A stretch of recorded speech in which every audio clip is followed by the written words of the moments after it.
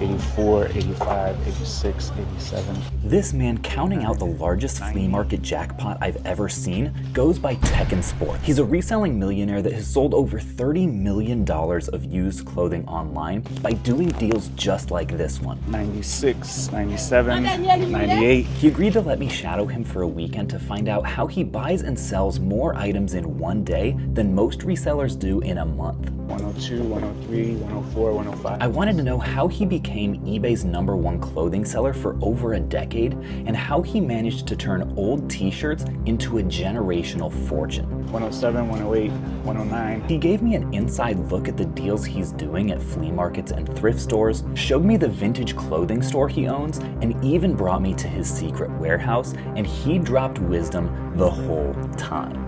We can get crippled down and bogged down by all of the education, none of the execution. 110, the most valuable asset to the business became the relationships and the product. 111. There is no balance. For what I do, there's no balance. It's all day rock and roll, and I'm happy with that, and I love that. 112.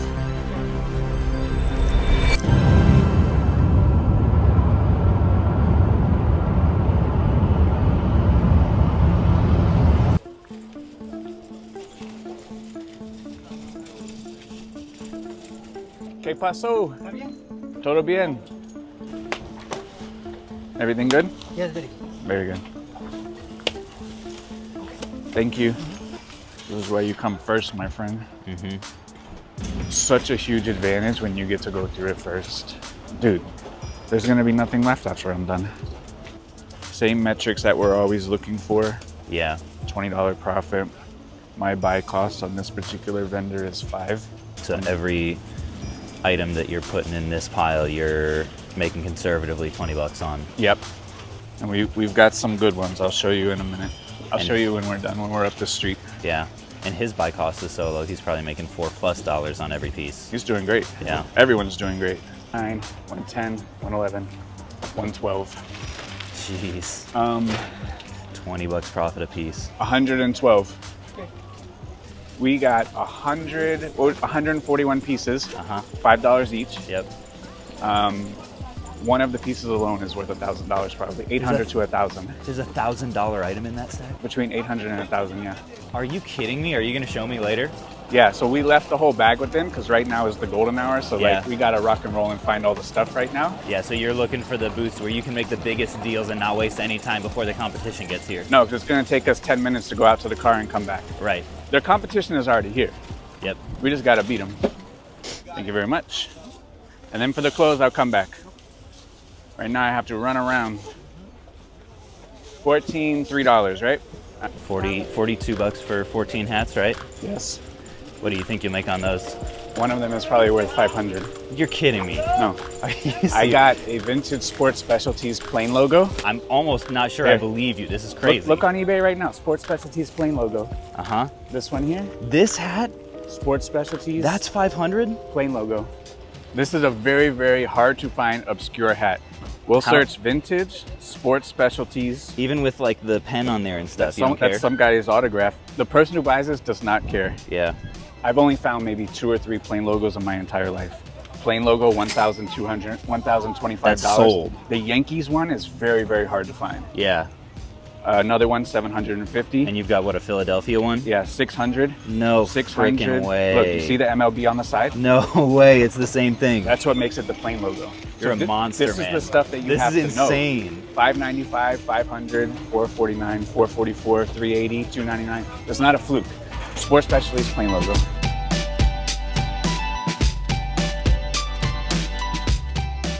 This is the stuff that you have to know, because otherwise you pass it by because it's $2 or $3. Like, and we also got another nice one. Yo. This one is maybe worth That one I might have picked up. That one looks clean. yeah, maybe 30 to 50 bucks, but the plain logo. And we're less than an hour in, folks. Now folks, if you're watching this and thinking how you'd love to make fast money like Tech does, and you've got some video games lying around, I'd love if you checked out my website, quick flips. I know it's a shameless plug, but it really is the easiest way to get fair, fast cash for your video games. As of just last month, we are now buying every US game ever released for any console since the NES, so if you're a collector looking to sell a large collection, or even just get rid of some doubles, or you're a reseller looking to move your games fast rather than dealing with listing and shipping and photographing and all the headaches that come along with selling video games, head to myquickflips.com to set up an account and start selling video games the easy way today.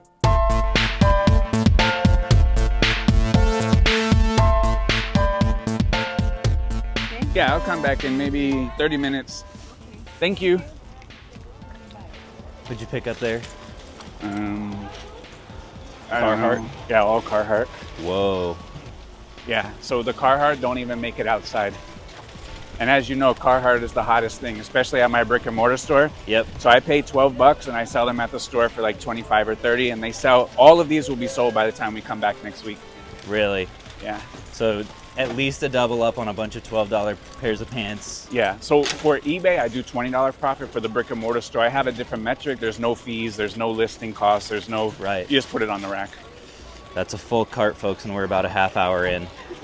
So at these booths, when you're finding something that you want, how come you're not negotiating? I think the price is plenty fair. I think they have to also make a profit. If they don't make a profit, they don't show up anymore. So like they have to make money, I have to make a little bit of money.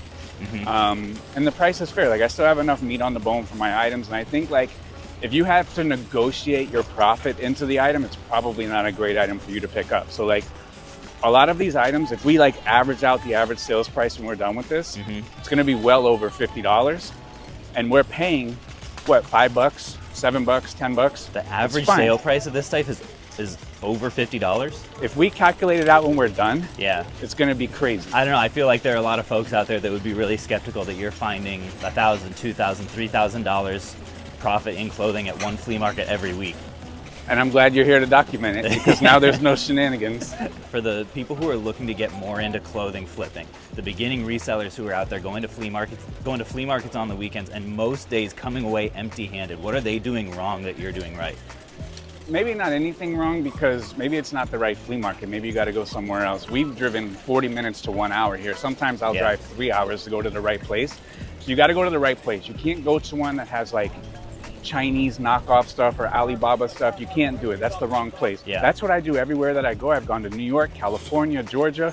I always hit because I'm doing my research prior on if this place is good or not. You're looking at like number pictures and seeing the vendors and making sure they sell the kind of stuff that you want. Yes, I want to see pictures on the computer of people selling out of their car, people that have stuff on the ground, not a farmer's market, not a Alibaba market, not a craft market. I don't want to go to those places. The second part is maybe just not enough education, not enough experience. So like I actively study the solds.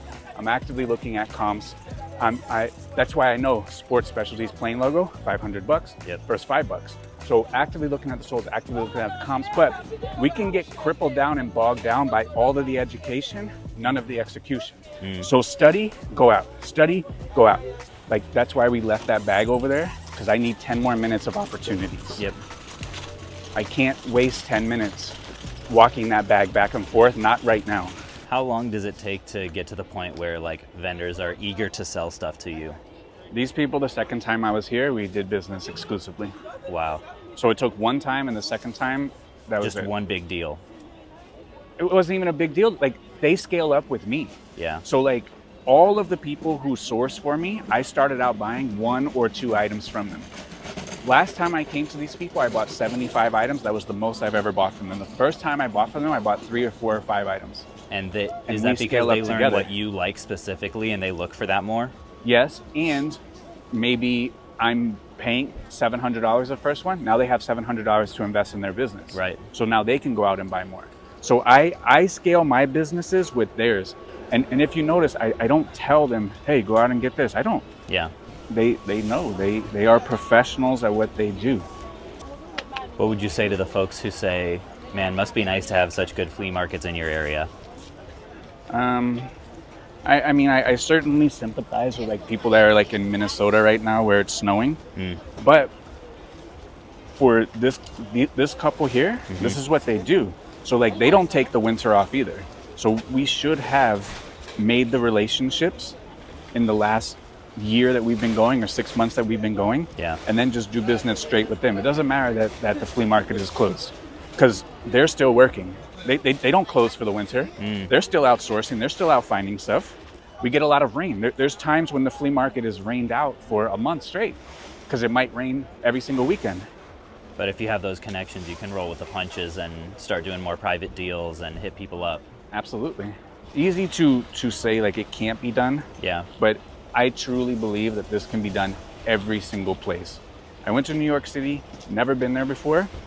In 4 days of sourcing, pulled about $100,000 worth of stuff. Never been there in my life. Found a vendor who bought a storage unit full of a really great brand called 10,000. Bought 1,000 pieces. They sell for about $50 each. So $50,000 worth of stuff for one person. Spent $5 per piece. 5,000 into 50,000. Never been to New York. Didn't have a car. Had to take an Uber. That's crazy. So it doesn't matter. Look, it's about to rain right now. Like, yeah. That's the way it goes. One deal like this makes the day, because not everyone needs thousands of pieces like me. Right. This here, you're done for the week. Yeah. For most people. I need a lot of stuff, so I'm an outlier. You could come here and you don't have to do this. Just come here and buy 20, 30, 40 pieces. You're good to go. It's beneficial in two aspects. Right now, they're out of business. But right now, we're in business. They're good for the day. Right. 24, 25, 26, 27, 28, 67. All right, so 127 more items later. Yes. What the heck just happened? $5 each. Some really good stuff. This is Farm Rio, great brand. There's some Viari.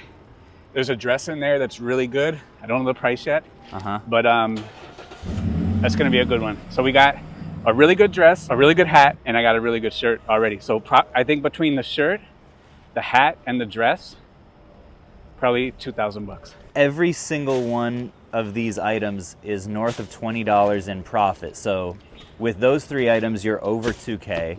Yeah. With the rest of the items, you're also well over 4K. Is my math right on that? Oh, easy. So we're already at north of $6,000. I think total, conservatively, I think we're gonna hit 10,000 today in profit. Like a lot of folks, this would be a month's worth of inventory. I get it. I understand. I need a lot of stuff. So in order for me to get a lot of stuff, like this is how I have to source. Yeah. And after this, we're gonna fill the car up because we're going one more spot after this.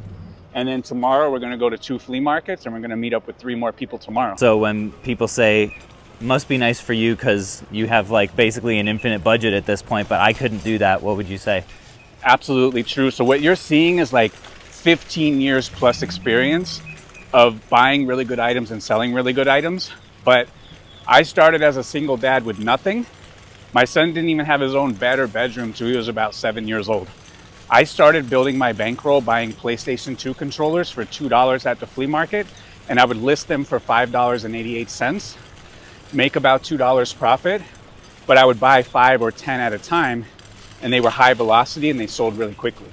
So when you have 20 bucks, you buy 10 controllers, and then now you have 40 bucks or 50 bucks, and then you do the same thing the next day at the flea market, and they're all sold same day because it's high velocity. Or it might be like 5 hats or 4 shirts. Exactly. Or something like that you can turn small money into bigger money. I don't have a rich daddy. My mom was a single mom. She was a waitress. She worked double shift. Started just like everybody with $35 in this business and never looked back. The rain unfortunately did come back, and the flea market was rained out after just a couple of hours. So with the car packed with inventory, it was time to head back to Tech's warehouse to count the spoils. But first, it was time for a treat. All right, so you got your traditional Slurpee here. Big Slurpee man. This is my only vice. Never did drugs, never have coffee, no energy drinks, but I'm a sucker for a Slurpee. So talk to me about, like, you've made your millions, you've been doing this over a decade. Like, what still motivates you to hustle so hard at the flea market? I like to win the flea market. So right now, today, and no shade to anybody, it's just my own competition. Undoubtedly, we won the flea market versus thousands of people. And like it's 8:52 and we've already crushed 1,000 people. We're 1,000-0 right now. That's what drives me. It's not the money, it's not the clothes, it's just always trying to do my best, be my best, and just perform at the highest level that I'm able to. It doesn't matter if we're sweeping the floor. I'm gonna win. There's like a competitive urge there. Yeah, I gotta do it the best. Yeah. Why wouldn't you? Why wouldn't you sweep the floor and not be the best? After seeing him crush the flea market, I was starting to understand the raw urge to win that drives Tekken Sports to greatness, but I still had so many questions for him once we got to his warehouse when he started processing another bulk deal that one of his business contacts brought him. So the person that brought you all this stuff, why would he sell it to you rather than just selling himself? It's just it's a volume game. So like some of the people that source for me, they bring me 1,000 pieces a week.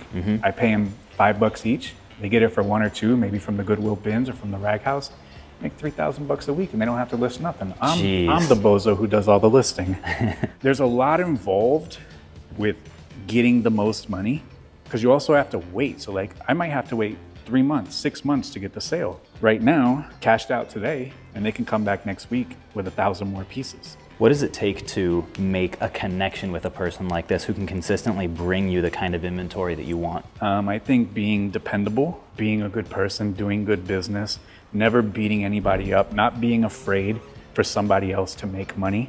Like this hat right here, this is a Sean Weatherspoon hat. Sean Weatherspoon has his own pair of Nikes. This hat is worth way more than $5, but he's giving it to me for $5. He understands I have to make money. I understand he has to make money. Yeah. And if he doesn't make any money, this doesn't work. I only need to make a little bit of money on each piece, and the world goes around. Alrighty, so the bulk deal is done here. We are in your relatively empty warehouse space here, and I just wanted to ask, you've done the eBay thing, right? You've kind of transitioned out of that at this point, but at one point you were listing on your own 250 pieces of men's clothing like these per day. At this point, your business looks a little bit different than that, and it kind of has to do with what you do in this space here. Do you want to talk about that? So just for clarity, I only listed 120 by myself. 120 per day is what I did by myself. Okay. 250 per day is what I did with the employees. And for context, most people struggle to do 10 a day. It's hard. It's not easy. It is very repetitive. I did 120 every single day by myself. That was me sourcing, going to the garage sale, the 55 thrift stores a week, the 3 flea markets. When I went up to 250 a day, I had to start getting help from people that would bring me the stuff. And we had 3 people taking photos and listings and 2 people doing the shipping. Now, when we had 50,000 items, we were selling 250, 300 pieces per day.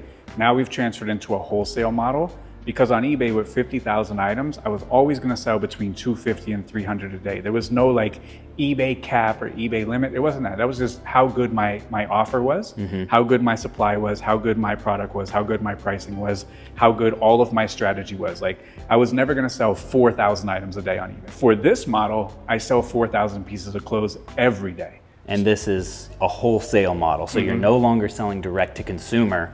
You're selling to other resellers for prices that they can still make money on. That's right, yeah. So you're at this point in your career leveraging the connections that you've made through the last 15 years with a ton of people that love working with you, love bringing you inventory for a fair price.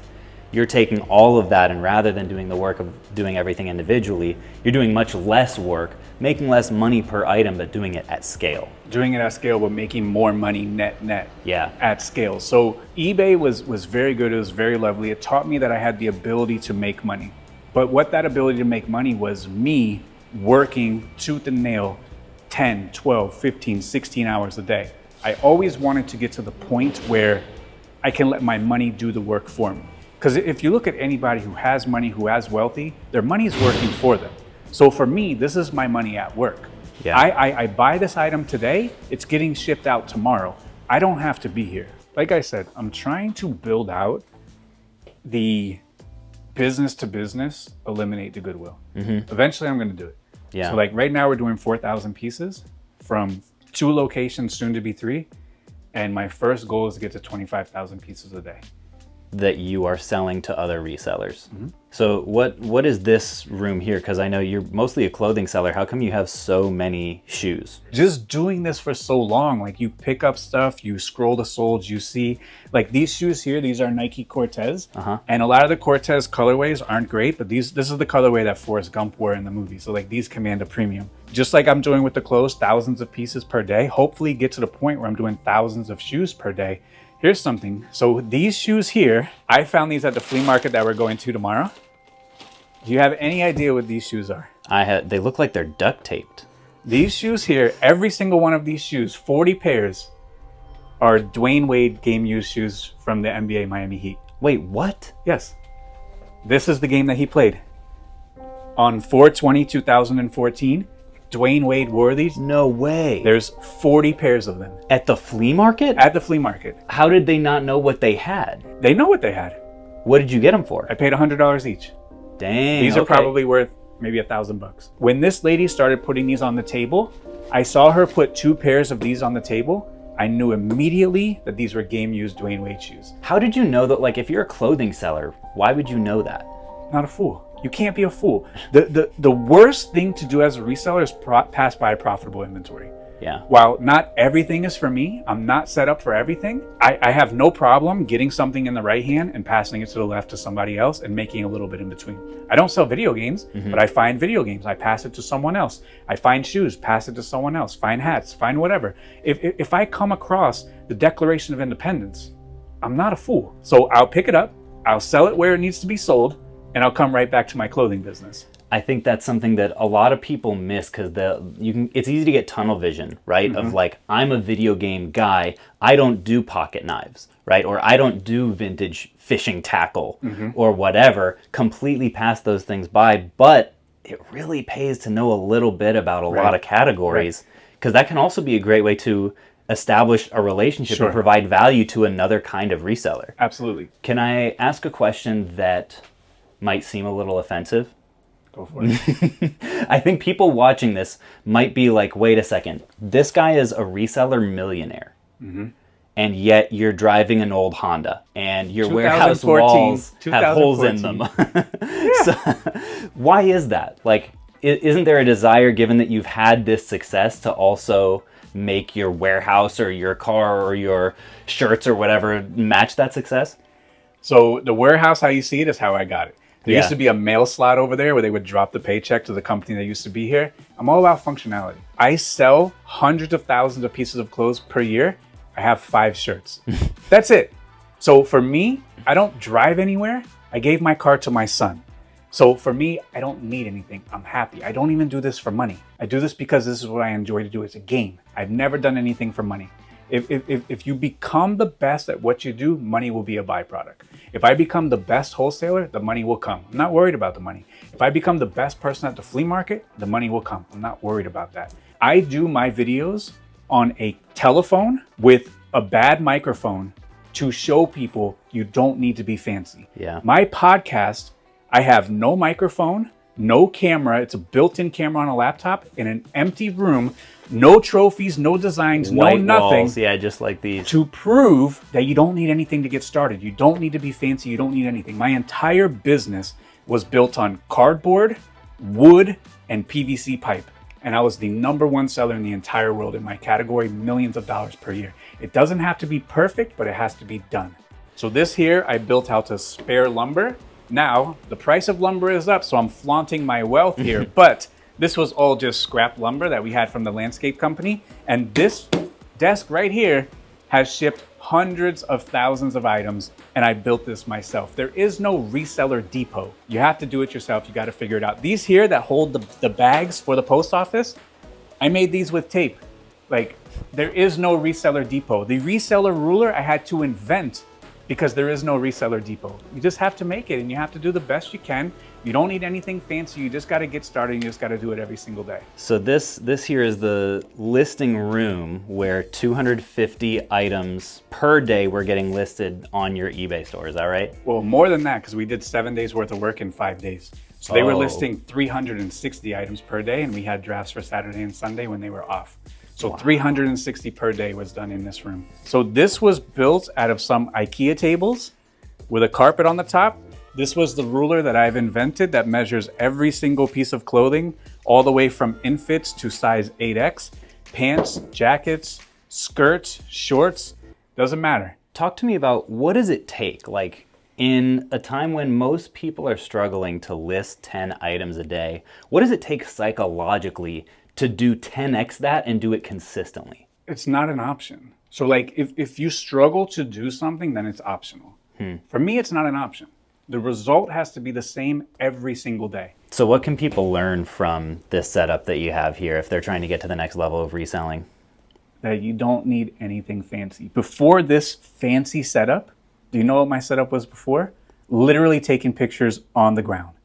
That was my setup, on the ground. I took more pictures on the ground than I did on this. This is a luxury in Tech and Sports Incorporated. Reminds me a lot of how I started this YouTube channel, which was with almost no equipment. I had a GoPro, no external audio, no gimbals, I didn't even have a tripod. It was literally a backpack clip hook and a GoPro, and that was how I made my first 300 videos, got to over 100,000 subscribers with just a GoPro and editing my own stuff. And people are out here like, I've got to spend $1,000 on a camera, and I have to get this editing software subscription. I'm like, no, I edit on free stuff. Yeah, same. All right, so this is one of the highlight items here, a vintage Hermes, old one. Hermes Paris. Wow. And this one we got for $5. There's similar ones all day for between $800 to $1,000. And like stuff like this on eBay, like you sell similar, like that's what you do. You might never find like the same exact one. So here's like a long sleeve one, similar in the ballpark, sold for $2,800. Wow. Here's one that I think is not as cool. I think safe, $1,000.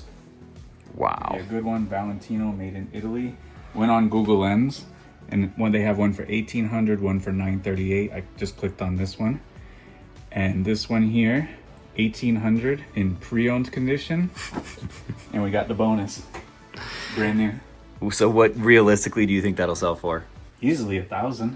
So this level of confidence just comes from years and years of just doing this day in and day out and doing your research on top of it. Yeah, we have True Religion here, good brand. It's very hot again. More Vineyard Vines. There's some nice patterns on the Tommy Bahama shirts. I'm not trying to reinvent the wheel. I'm not trying to be fancy. It's literally the same things over and over and over again. These are all different wholesale piles, right? Going to like different places based on what they are. We're actually just right now with Quick Flips, our video game buyback website, starting to buy much more broadly. If you were in my position and are trying to juggle like Amazon versus wholesale versus, like doing more deals with other resellers, what would you be thinking about? Making sure they make a lot of money. The other sellers. Absolutely, because we're pricing stuff out. There's comps for this brand of $158. They're getting it for $6.50. All of this stuff they have to make money on. They have to make money. If they're making money, they're going to come back and buy from you. Their business is going to grow. Your business is going to grow, just like we saw with all these people that we were buying from today at the flea market. So the most important part of any kind of B2B relationship is they have to be able to make money. Yeah. I can't be the only one that makes money. Yeah, that makes sense. A piece of advice that I heard recently that I thought was really wise is never count someone else's money. That's right, yeah. Right? If you're making yours, it's better if they also make theirs. You're not at opposite ends of the table. You're on the same end. All right, so you finally finished the sort. What's the breakdown today? So we got just a hair under 700 pieces. I know it sounds crazy, but you were there, you saw it. So we got some women's stuff. All of this is Lululemon, about 250 pieces of just Lululemon only. For all of this stuff, nice sell-through. These Viari pants, very nice. Miss Me, the jeans can go from 50 to 100 depending on how nice the embellishment is. True Religion, they have several of them on eBay for $1,800 pre-owned. More Peter Millar, nice embroidery on the Tommy Bahama. So that one's gonna do well. Probably $100. Almost a seersucker design. If it was seersucker, that's desirable. That's a nice keyword. These were selling for $1,190. But all in all, that's a job well done, I think, today, right?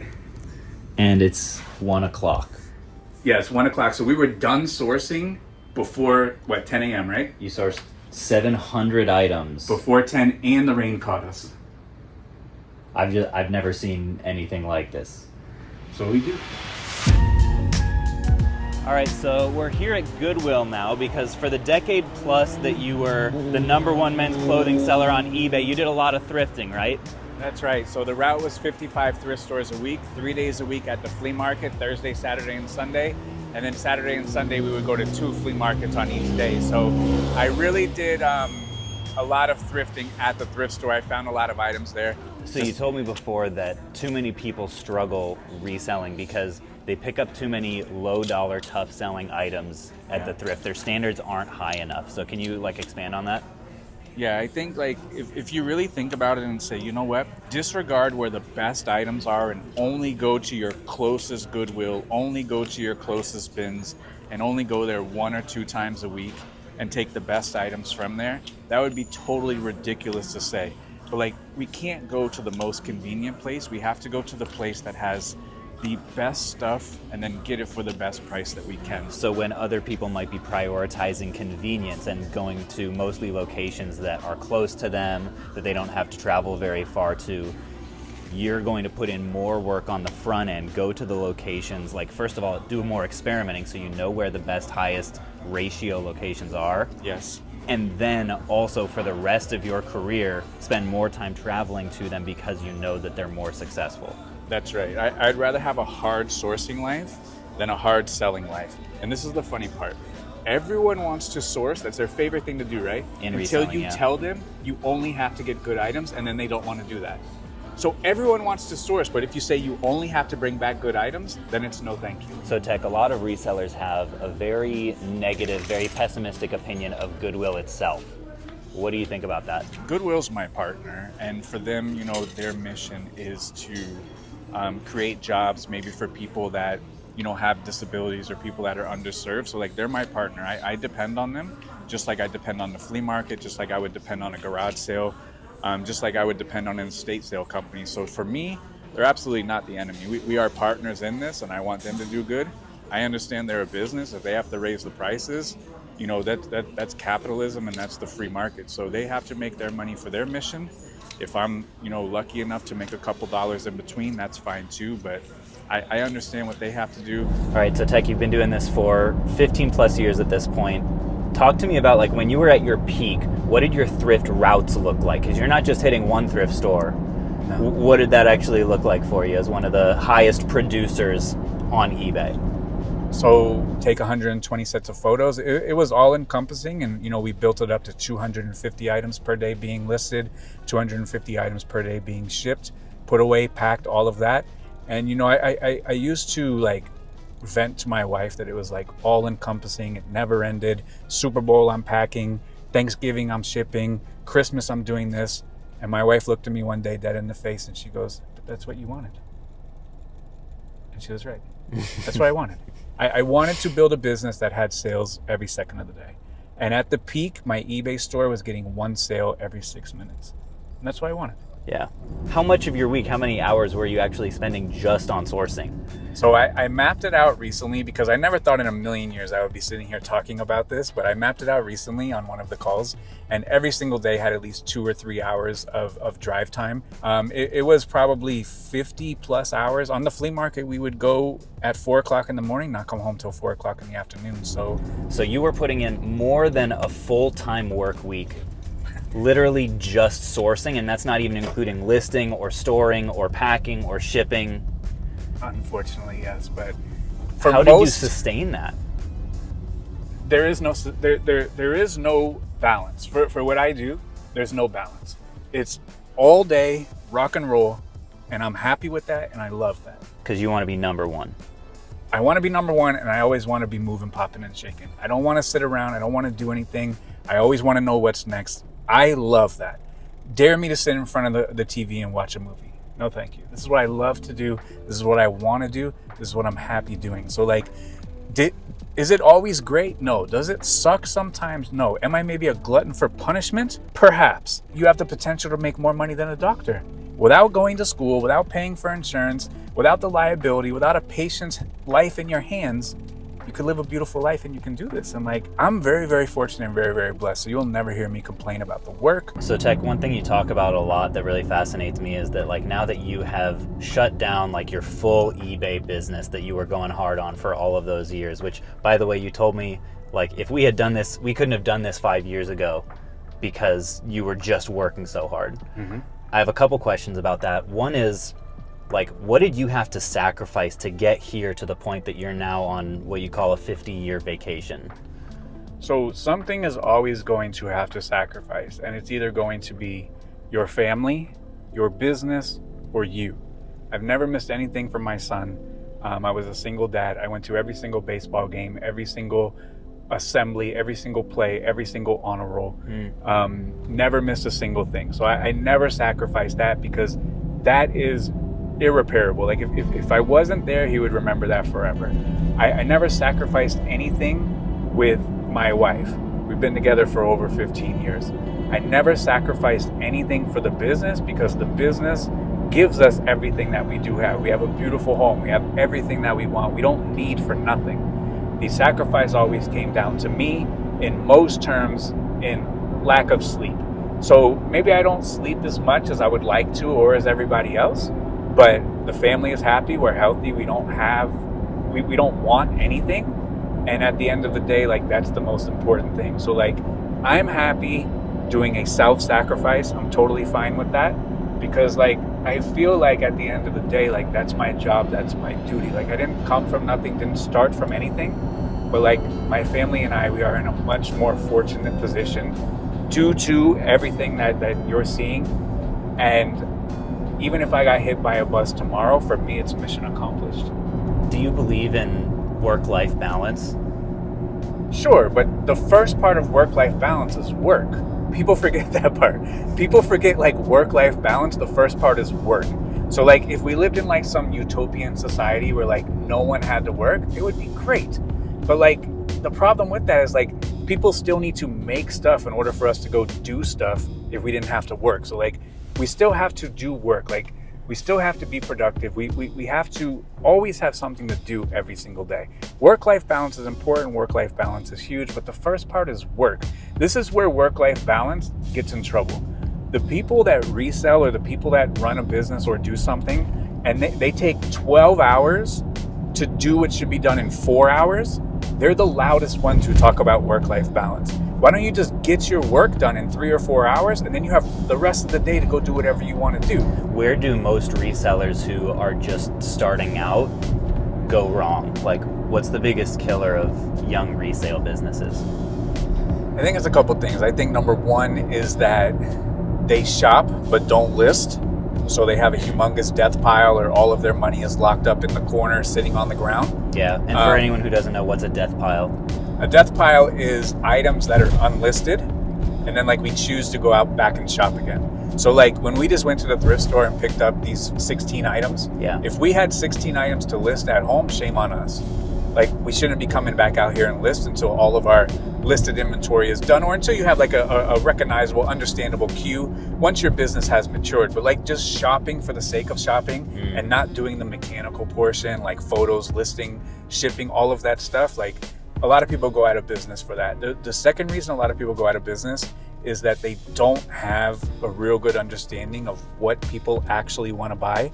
They buy stuff that they think is cool. They buy stuff that they think people want, and then they fill up their store with a bunch of stuff that people actually don't want. So for all the people out there who are watching and thinking about starting a resale business for themselves, or like they have one and they're trying to get it off the ground, like, do they have to go as hard as you? Like, do they have to come up with the like 55 thrift store route and like work 80 hours a week, or is there an in-between? No, absolutely not. Like, what you're showing and what we're seeing is the absolute top of the capability of what someone has been able to do. Now, can you go further than this? Can someone beat this? Absolutely. But for me, this is like the maximum capacity of what I've been able to do. So like, you don't have to do 55 thrift stores. You don't have to wake up at 4 o'clock in the morning. You don't have to do that. Like, all you need, and most people say, hey, I want to make $100,000 a year. $100,000 a year is 14 items a day that you're going to make a $20 profit on, and that ends up being $102,200 a year. Wow, and we just found 16 at one thrift store because you know what you're looking for. Sure, so like, once you refine it and once you figure this out, you can literally make $100,000 in a half day if you know what you're doing.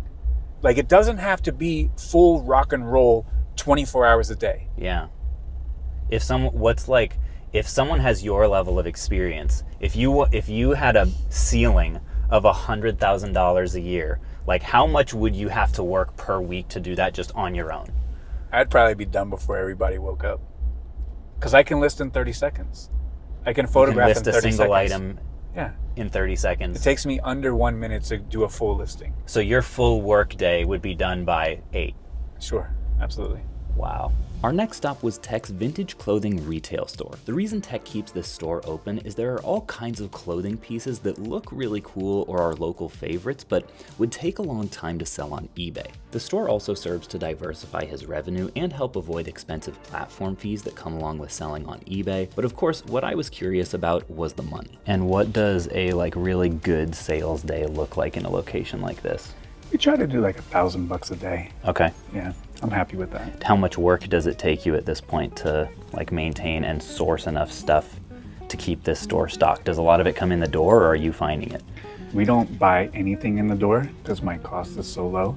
So for me to pay anything over my cost with the unlimited inventory that I have, it just doesn't make a lot of sense. Yeah. And like when people do come in here, they want a lot of money. Hey, this shirt's worth 75, give me 70. Doesn't work. So the inventory is all inbound. I'm very, very lucky. Got a good guy, Eric, who handles the show, and he runs everything. So not a lot for me personally, but just like everything takes work, takes management, and overall, I'm very, very happy with the space, and I like coming here. I think it's cool. We have a lot of cool stuff and a lot of cool shirts, and people love it, and at the end of the day, that's all that matters. At the peak of your eBay business, this essentially served as like an additional out, right, for certain kinds of inventory that weren't necessarily optimal for eBay. Yeah, just really running up the score, just pumping up the scoreboard instead of like churning away like very cool shirts. Yeah. Just sell them here. So like, Right. instead of turning away a very cool $50 shirt because it's not eBayable, we'll just sell it here for $50. Yeah. What's the story behind these bad boys here? The Grateful Dead Frisbees. So there's a guy on YouTube called the Storage Auction Pirate. He buys storage units. And the other guy who works here, he collects Grateful Dead shirts. And the Storage Auction Pirate, he lives in California. He found a storage unit full of brand new dead stock Grateful Dead shirts from the early 90s all the way up to 1996. He had 1,000 of them. He wanted $50 each. They were worth probably about $250 each. Some of them were worth $500 each. Wow. My guy told me within 24 hours, he had a cashier's check. He was on a plane. He was in California, and he was FedExing the boxes back here. The Storage Auction Pirate said that $50,000 deal was less hassle, less headache than a $5 deal at the flea market. And I sold all of those shirts, 1,000 of them, for an average price probably of $250. I made $200,000 on that deal. Jeez, that's incredible. I need to get into shirts, man. That's crazy. 1,000 a piece. 2,000? Yeah, I think we have 2 or 3 of them. What in the world? Where do you get those? We got these from the guy who came to my warehouse. Wow, those were Rag House finds? $2,000 jackets from a rag house. Yeah, old Dan Marinos, Kareem Abdul-Jabbar. Comic stuff is pretty popular. Old Green Day. We got a little bit of everything for everybody, and we always keep the price pretty affordable. So it's the cheapest game in town, I'll tell you that. So talk to me about the lifestyle that is required to become a #1 eBay seller. There is a point where it does get like pretty consuming because you're always looking to feed the algorithm, because for whatever reason eBay like punishes you if you're not consistent every single day. They like activity on the platform, so like if you want like maximum results, then it is listing every single day. It is shipping every single day. So like between the shipping, the sourcing, the photos, the listing, going to my son's baseball game, dealing everything that we had to do, coaching his teams, everything, like, I mean, you're talking just a handful of hours of sleep per night. And in the beginning, it was a little bit tough, but nowadays, I'm kind of like used to it and I guess built up the tolerance for it. But, it's not easy, man. Like if you want to, get anything like super fantastic, there's obviously going to have to be some kind of sacrifice for it. And with eBay, like the amount that you put into eBay is like a direct correlation of what you're going to get out of eBay. So like if you put up one listing, that's what you're going to get out of it. You put up 10, that's what you're going to get out of it. You put up hundreds or thousands or tens or hundreds of thousands of listings, that's what you're going to get out of it. And it seems like that habit kind of stuck with you, because even last night you were like, I got a great night's sleep, and it was only like 3.5 hours. I don't know. I mean, for me, I'm happy with that. I haven't been tired. You've been here. I've been fine, totally fine. Yeah. But I don't know. I would never ever advise anybody to sleep for just a couple of hours. For me, I'm fine with it, no problem. But you know, everybody at the end of the day got to do what's best for them. And for me, I have no problem doing it. I can perform at the level that I need to perform, even with just a handful of hours of sleep. But what about like vacations? Is that something that like you had to sacrifice as well? In order for us to have this life that we have, like, the work comes first. And like, everyone understands that, because like if the work doesn't come first and that's not the priority, like, we don't have the life that we have. We don't have the opportunity to be 40 years old and take a 50-year vacation and be done for the rest of our life and like make more money every single year by working less, just due to the investments, just due to the way the wholesale business is set up, just due to everything that we had to get in order, get in line, make the sacrifice for 15 years, but like going to make more money in a 50-year vacation retirement. You're one of the only folks I know that has been in this game for over 15 years at this point. So talk to me about the compounding benefits of being at one thing for so long. I think it's everything. I think just the knowledge, knowing you can walk into any thrift store in America and never blank, knowing you can go to the flea market and fill up the car. Like, you riding along was like a humongous risk, because like everyone perceives me or sees me however they want to see me. And what if you would have come down here, we would have found nothing. We would look like a clown. But like, we fill up the car, we find stuff everywhere that we go. Like, the power of compounding and that effect is huge. I have this shirt in 5 different colors and I don't have to think about nothing. I have these shorts, I have 11 of them. I don't have to think about anything. So like, when we're running businesses or like experiencing growth or getting yourself to like a different level in life and in business, like, you have to kind of cut down the decision making, because every single decision that you must make is more and more and more important. So like, there was a time in my business where like the wrong decision would have sunk the ship and have implications on potentially hundreds of people. If I have 50 employees, they all have 5 people that depend on them, that's 250 people. I have to make the right decision every single day. So I can't be worried about what's for lunch. I can't be worried about my shirt. I can't be worried about that stuff, because every single decision has humongous implications. And if I'm wrong once, there's people that depend on me. What's your end game? The end game is the 50-year vacation. So that's what we're doing now. We were in New York City for a month. We were in California for almost a month. The end game is taking the 50-year vacation and making more money every single year while working less. So my New Year's resolution 2 years ago was don't talk to suckers. I had to eliminate all the suckers out of my life. Last year, my New Year's resolution was me as a human being. I don't want to produce income. I want my money to work for me. That's what wholesale is. It's me putting up a certain amount of money and it's selling same day, me taking the profit. I don't have to be there for that. I don't have to be there for the real estate. I don't have to be there if my money is in a CD. I need to get to the point where my money is working for me and my money is generating more money without me working for it. So like, every single year, the portfolio is growing, the businesses are growing. We don't need all the money to spend. So the investments make more money, and with the more money that the investments make, I go out and get more investments. So it's just more and more and more and more and more forever, and that's the game. It's compounding. Yep. In the 2 days I spent with Tech, I was struck by 2 traits that kept coming up over and over again. The first is single-mindedness. Tech gets exceptional results because he has an exceptional level of obsession with the few things that matter. And the second is his wholehearted love of winning. He and other top-achieving business owners I've met care less than you'd think about money and more than you'd think about winning the game they've chosen to play. So it doesn't matter if we're sweeping the floor. I'm gonna win. There's like a competitive urge there. Yeah, I gotta do it the best. Yeah. Why wouldn't you?